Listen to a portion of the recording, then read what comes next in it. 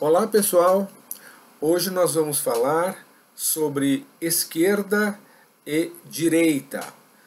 Duas palavrinhas que são chaves, são centrais para todos nós que lidamos com as questões do conflito político, com as questões da política. Para falar sobre esquerda e direita, eu vou me basear neste livrinho, aqui, Direita e Esquerda, Razões e Significados de uma Distinção Política. Livro do filósofo italiano Norberto Bobbio. Norberto Bobbio foi um dos grandes pensadores da segunda metade do século XX, é autor de uma vasta obra. Ele morreu no começo do atual milênio, se não me engano em 2003, já bem velhinho, com mais de 90 anos de idade. Ele era uma figura que pode ser classificado como de centro-esquerda, defensor de alguns pontos do socialismo, mas alguns pontos também do liberalismo. Enfim, uma figura muito importante, quem lida com política, na área de políticas públicas, por exemplo, essas pessoas certamente são muito familiarizadas com a obra de Norberto Bobbio. Vou agora, a partir daqui, olhar para as minhas anotações. Esse livro do Bobbio é um livro de 1994, a primeira edição dele. Ele escreve num momento em que se discutia muito se ainda é válido, ou era válido, ou não, se utilizar os termos de direita e esquerda, termos que estão presentes no vocabulário político há cerca de 200 anos. Em 1994, quando ele escreveu esse livro, foi apenas 3 anos após o fim da União Soviética, 5 anos após a queda do Muro de Berlim, e naquela época havia ali uma opinião amplamente difundida que, com o desaparecimento do chamado Bloco Soviético, o final da Guerra Fria, com a crise que se instalou naquele período, entre os defensores do socialismo no mundo inteiro, que naquele cenário, essa divisão do campo da política em esquerda e direita já teria ficado uma coisa superada, obsoleta, e que, portanto, não faria mais sentido se falar, a partir daquele momento, em direita e esquerda. Naquela época, o filósofo da moda era o Francis Fukuyama, um estadunidense de origem japonesa, que trabalhava para o governo dos Estados Unidos e que escreveu um artigo intitulado O Fim da História. A história com interrogação, mas ele defendia que a vitória dos Estados Unidos e do capitalismo liberal ou neoliberal ao final da Guerra Fria encerrava definitivamente o debate sobre qual seria a melhor forma de se organizar a sociedade. Hoje, Fukuyama está aí meio esquecido, ninguém mais defende o fim da história, embora a influência dessas ideias continue bastante presente. Na Itália, onde viveu o Bobbio, ele era italiano, e esse livro é escrito no contexto político italiano, também se defendia muito o fim da história e a ideia de que teria ficado superada a divisão esquerda e direita. O grande partido da esquerda italiana, que era o Partido Comunista, simplesmente se dissolveu naquele período, deixou de existir, mudou de nome e se transformou num partido de centro-esquerda ou social-democrata. E na Europa inteira, naquela época, um traço que chamava muita atenção na política era uma certa diluição das diferenças entre os principais partidos europeus, sejam de direita ou de esquerda, era uma época em que as posições, né, dos dois lados tendiam a convergir, a se aproximar, né, se misturar de uma tal maneira que ficava realmente difícil você dizer quem era de esquerda e quem era de direita, né, na política da Europa naquele ponto, naquele tempo, né, e até hoje em alguns aspectos é uma dificuldade que volta e meia reaparece. Então a opinião dominante era essa, que direita e esquerda já eram, que era uma coisa do passado, né.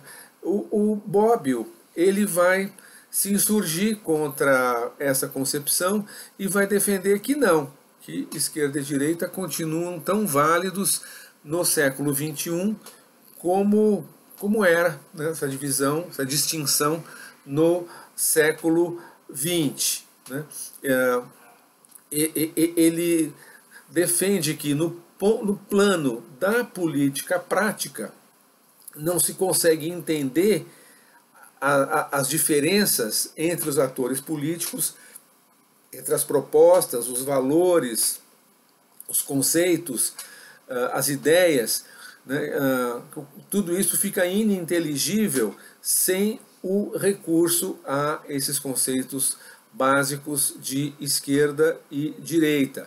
Ele vai dizer que, apesar de todas as mudanças que estavam acontecendo no mundo e no país dele, a Itália, ainda assim as ideias de esquerda e direita tinham uma função de conceber identidade, né, de viabilizar a identidade de atores políticos e de projetos políticos, né, de propostas. Então ele escreve um livro para defender essa ideia da atualidade, da permanência dos termos esquerda e direita. Né? Ele vai dizer isso, lembrando, sem esquecer, é claro, que além da esquerda e da direita, pode-se pensar num centro político. Aquelas pessoas que dizem, eu não sou de esquerda nem de direita, eu sou de centro. Mas a própria existência de um centro, ou de um suposto centro, na visão do Bobbio, ela só faz confirmar a importância e a permanência, né, dessa díade, como ele diz, dessa dicotomia entre esquerda e direita. Porque para ter um centro é preciso haver uma polaridade, precisa haver um polo de um lado, um polo do outro, né, para aí se imaginar, né, nessa analogia espacial, né, esquerda e direita são acima de tudo uma analogia, né, uma referência ao espaço, né, então para se imaginar um centro não pode haver um centro se não tem polos, né, esses polos são justamente a esquerda e a direita. Né. Só lembrando, e o Bobbio lembra isso no livro dele também, a origem dos termos esquerda e direita está na Revolução Francesa de 1789, quando se forma uma Assembleia Nacional, né, e nessa Assembleia, do lado direito do plenário, do lado direito de quem estava no plenário olhando para a mesa, se sentavam os representantes da aristocracia. Né. Aqui só um parênteses. Aqueles de vocês que já tiveram alguma oportunidade de ter uma experiência com a política estudantil, imagino, né, devem saber que isso é algo natural. Né? Em qualquer ambiente, as pessoas que pensam parecido, que defendem propostas semelhantes, em conflito com outros que pensam diferente, que têm propostas opostas, as pessoas tendem a se agrupar junto com os seus semelhantes. Então, na Assembleia Francesa, do lado direito, estavam os defensores da velha ordem monárquica, absolutista, né, do rei Luís XVI, que eram os nobres, os aristocratas. No outro lado, do lado esquerdo da plenária, estavam os jacobinos, como eram chamados os democratas radicais, aqueles que defendiam o fim da monarquia, a república, que defendiam os direitos universais a todas as pessoas, a todos os cidadãos, na realidade aos homens, não às mulheres, mas aí é uma outra discussão, né? Mesmo os democratas radicais não eram tão radicais assim se a gente compara com as questões que estão colocadas na nossa contemporaneidade, né? Então tinha os aristocratas de um lado, os democratas radicais do outro, e no meio os moderados, nem tanto lá, nem tanto cá, né? Que defendiam uma monarquia, porém já não o absolutismo, e sim uma monarquia constitucional, mais ou menos como aquela que acabou, né, vigorando e até hoje na Inglaterra, né? Eram a favor de mudanças, mas de uma democratização muito mais limitada, muito mais elitista, né? O direito de voto apenas para quem possuísse bens, propriedades, né, a partir de um certo patamar e assim por diante, né? Então, a partir daí, né, surgem esses termos, direita e esquerda, né? Depois da Revolução Francesa, essas palavras ficaram ao longo do século XIX e do século XX, ao longo desses 200 anos, em qualquer lugar, né, sobretudo no Ocidente, essa divisão, né, ela é muito ancorada, né, nas sociedades e no tipo de conflito político relacionado com a história dos países do Ocidente, ou seja, da Europa, das Américas, embora se possa falar também esquerda e direita no Oriente, na Índia, né? Mas é diferente as coisas, né? Muitas coisas por lá são diferentes, é mais difícil, né? E esses próprios termos não são tão utilizados no Oriente. Mas no Ocidente, né, ao longo dos últimos 200 anos, todos aqueles, né, que participavam da política, lutando por mudanças sociais, eram chamados de a esquerda.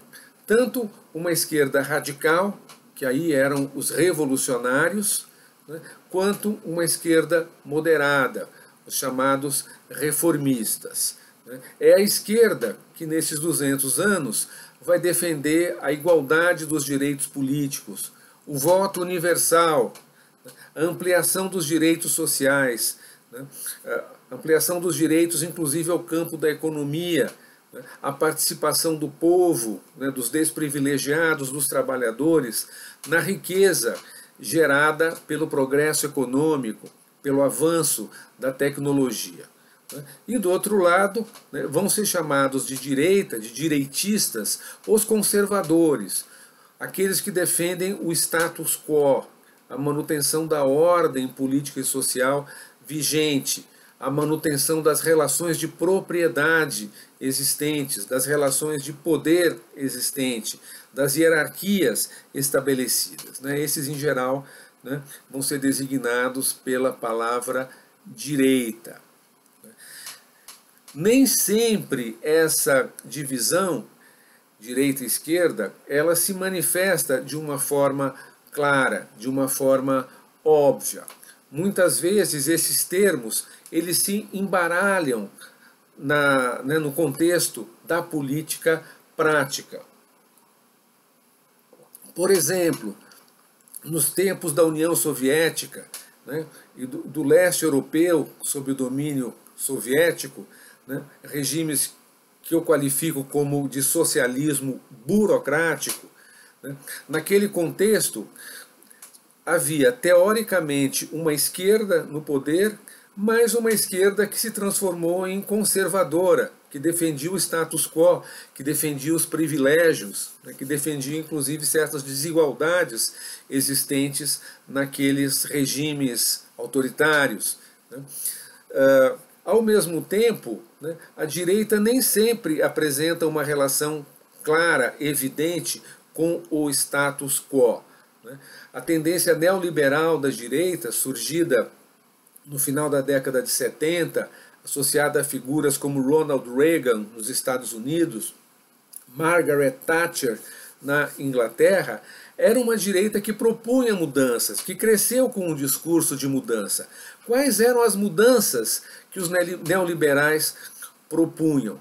Propunham o fim das conquistas do chamado Estado do bem-estar social, né, em nome do primado absoluto do mercado, né, da mão invisível do mercado, né? Os neoliberais, eles falam muito em reformas estruturais. Reformas estruturais é um termo histórico.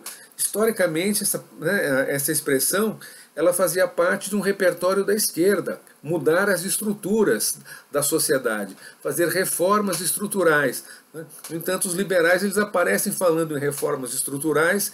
Reformas estruturais para eles é liquidar com o sistema de aposentadoria pública, privatizar as empresas estatais, né?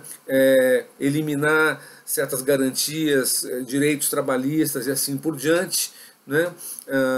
Implantar as leis do livre mercado nas relações econômicas, isso que eles chamam de reformas estruturais. Então, mas é mudança também, né? Então, fica uma situação que você não pode simplesmente dizer que a esquerda defende a transformação social e a direita defende a permanência das coisas tais como elas estão. Porque às vezes a esquerda defende a permanência e a direita defende a mudança, né? Então, aí o Bobbio se coloca esse problema. Como é que você vai estabelecer a diferença entre direita e esquerda? Qual é o critério, afinal, que te permite dizer fulano é de direita ou fulano é de esquerda?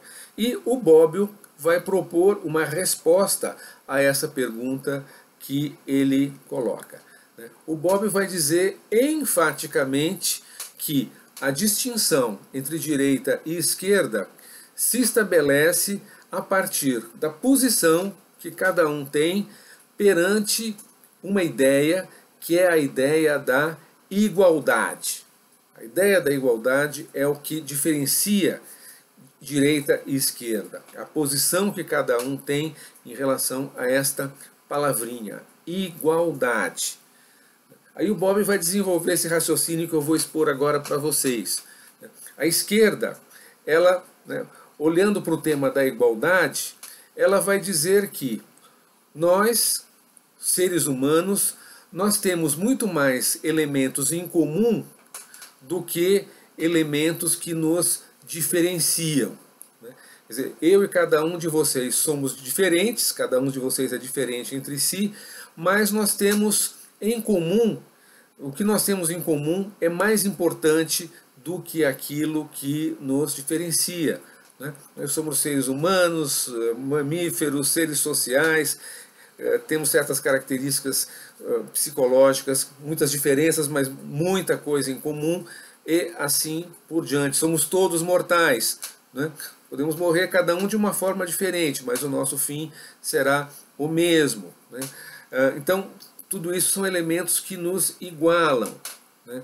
Para a esquerda, esses elementos em comum são mais importantes do que os elementos que nos diferenciam, né? Já a direita, ao contrário, ela vai enfatizar a diferença entre os seres humanos. Para a direita, o importante, o que é realmente relevante na vida social é aquilo que nos torna desiguais, é aquilo que torna uns mais ricos do que outros, uns mais poderosos do que outros, que permite a alguns terem mais acesso a bens, a possibilidades, a oportunidades e outros menos, né? Para a direita isso se deve a diferenças, né, que são o elemento central na vida social, né? Como é que o Bobbio vai desenvolver essas ideias? Então, ele vai aprofundar, né, a maneira como a esquerda e a direita veem a questão da igualdade e da desigualdade, né? Segundo Bobbio, né, a direita vai explicar a desigualdade como resultado de diferenças naturais entre nós, seres humanos. Se essas diferenças são naturais, elas não podem ser eliminadas. Um é mais talentoso do que o outro, um é mais inteligente do que o outro. Ele está falando, né, desse tipo de diferença. Já a esquerda vai se contrapor dizendo o seguinte, que essa desigualdade social que a direita apresenta como resultado de diferenças naturais entre nós, ela na verdade é artificial. em grande medida artificial. Por quê? Porque ela é produzida por estruturas pré-existentes a nós. A maioria das pessoas que podem ser consideradas ricas, minoria da humanidade, a grande maioria dessas pessoas era filho de outros que também eram ricos. Alguns saíram da pobreza e chegaram à riqueza, mas esses são a minoria. A maioria, desfruta das diferenças que os beneficiam a partir de estruturas sociais e econômicas que os antecedem.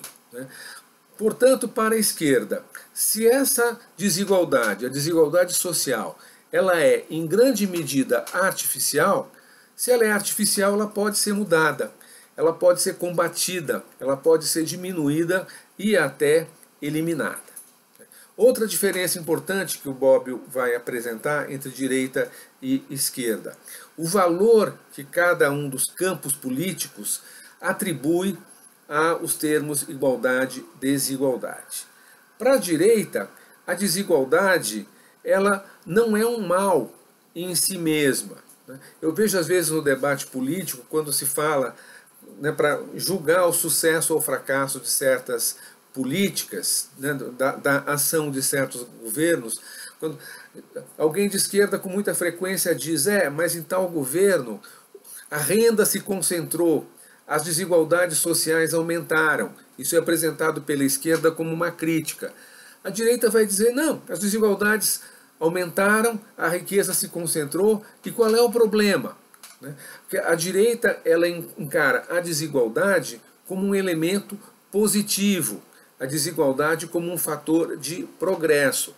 Para a direita, a desigualdade é aquilo que vai estimular o esforço dos indivíduos em busca da ascensão econômica. Eles vão dizer, se não existissem ricos, se não existissem milionários, se não existisse, sei lá quem, o Bill Gates, haveria menos gente batalhando para enriquecer. E nesse esforço para enriquecer, se impulsiona algum tipo de progresso. Esse é o raciocínio clássico, típico da direita. A esquerda ela vai olhar a questão da desigualdade por um outro ângulo. Ela vai ver as consequências negativas da desigualdade. A desigualdade ela cria condições para a exploração, para que alguns, uma minoria, viva, e viva muito bem, da exploração do trabalho dos outros. A desigualdade vai estar na base de grande parte das injustiças do nosso mundo, vai estar na base dos privilégios. A desigualdade vai levar a um desperdício muito grande de potencial humano, possibilidades humanas que não são realizadas pelas condições de desigualdade. Milhões, bilhões de indivíduos no mundo inteiro que não conseguem realizar os seus talentos, as suas possibilidades, os seus sonhos, porque elas já nascem numa condição desfavorecida, consequência da desigualdade. Então, a esquerda vê a coisa por um outro ângulo, muito diferente do ângulo pelo qual a direita olha essa questão.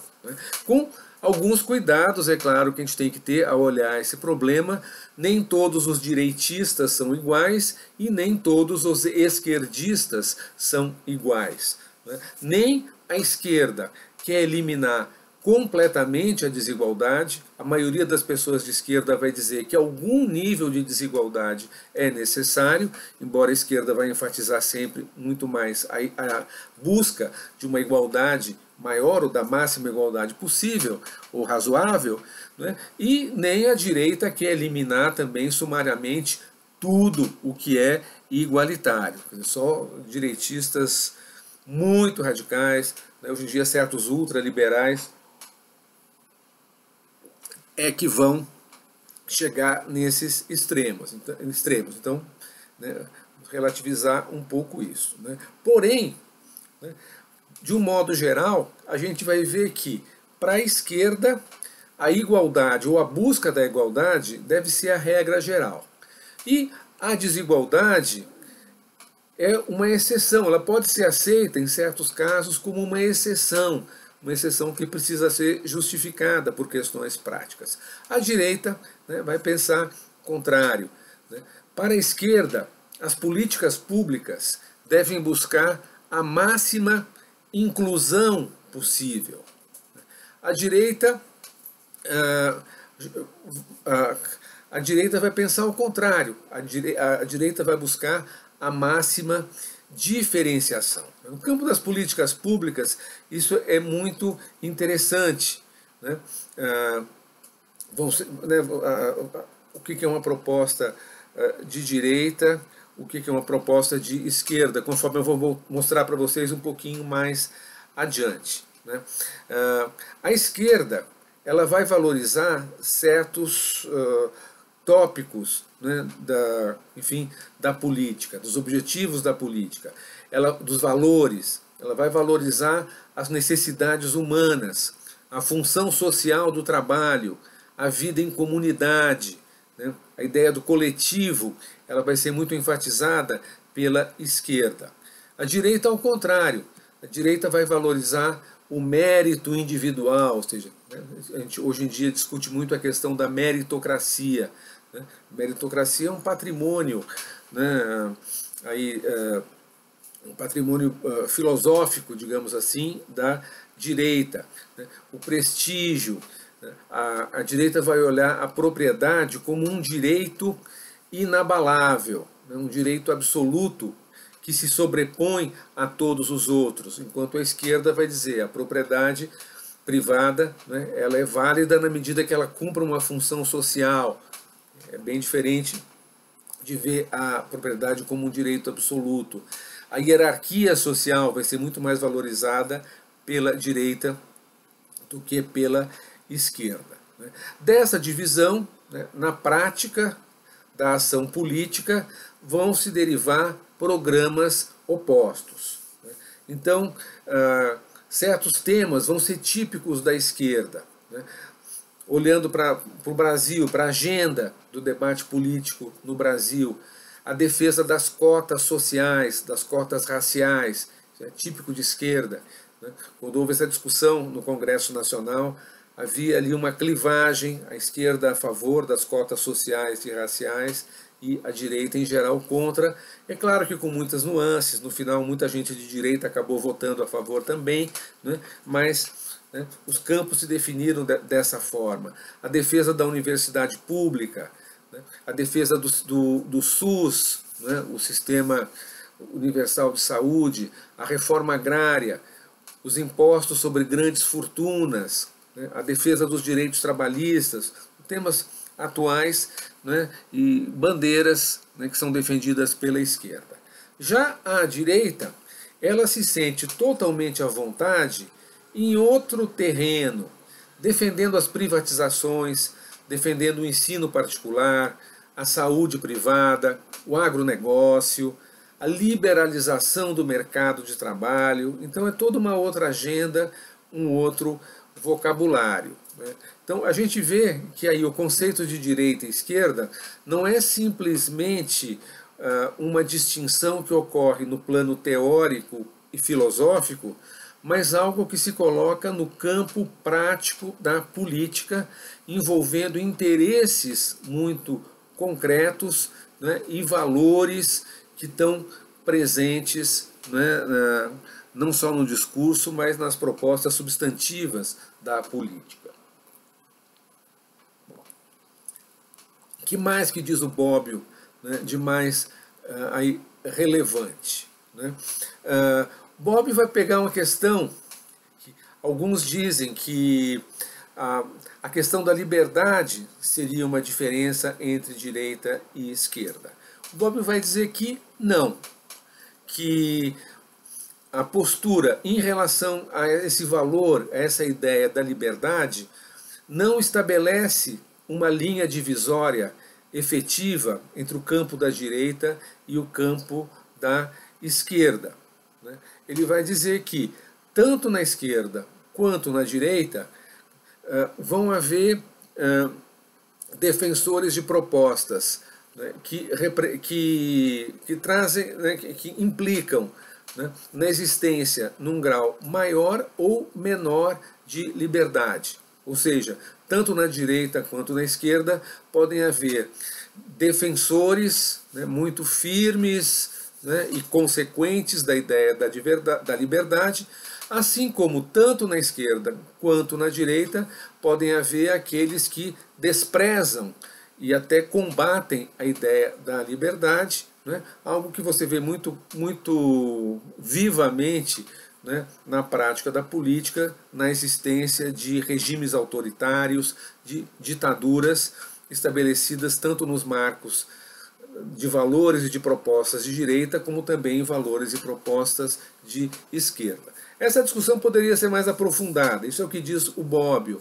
Muita gente vai discordar, mas eu não vou entrar nesses detalhes. O que diz o Bobbio é o seguinte, que liberdade não é um termo comparável com o termo igualdade. Por quê? Porque liberdade é uma condição do indivíduo, muito mais do que uma relação entre várias pessoas. Igualdade é um termo que só faz sentido num contexto relacional. Alguém tem que ser igual a alguém ou desigual em relação a alguém. Para o Bobbio, a liberdade ela entra na história de outra forma. A liberdade ela vai diferenciar dentro do campo da direita e também do campo da esquerda os moderados dos extremistas. Então, um esquerdista moderado, né, ele tenderia a valorizar mais a liberdade. Um extremista de esquerda, né, tenderia a negar o valor da liberdade. E do mesmo modo no campo da direita. Né, a extrema direita tendendo ao autoritarismo, né, ou até a situações extremas, né, de autoritarismo, como foi o caso da Alemanha nazista, e os direitistas moderados, mais favoráveis à liberdade, né, que na prática se traduz na democracia. Então, para o Bobbio, a questão da liberdade ela não envolve os fins da política. Os fins da política estariam mais ligados à igualdade e desigualdade. A liberdade diz respeito aos meios pacíficos ou meios violentos, né? Meios mais autoritários, né, ou mais liberais. E por fim, né, indo aqui para o final, né, algumas questões também muito interessantes que o Bobbio vai discutir. Né, ele vai dizer que direita e esquerda, evidentemente, são termos excludentes, isso não se discute. Né? Quem é de direita não pode ser de esquerda e vice-versa, não dá para ser as duas coisas ao mesmo tempo. Mas ele vai perguntar, ok, são excludentes, mas será que eles são exaustivos? Exaustivos, né, no sentido que ele usa essa palavra, é se esquerda e direita resumem tudo.